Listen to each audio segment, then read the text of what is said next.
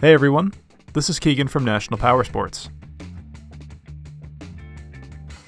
This 2021 Harley-Davidson Freewheeler, with only 852 miles, passes New Hampshire State inspection and runs well. It's been upgraded with windshield and passenger backrest and comes equipped with traction control, cruise control, and ABS. The Freewheeler offers hot rod attitude on the stability of 3 wheels, giving riders comfort and power.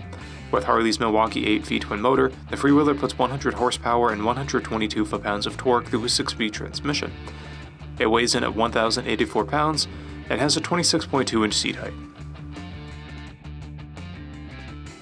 To see everything we know about this vehicle, including full mechanical and cosmetic condition reports, the service repair order, high-resolution photos, and more, please review the listing on our website.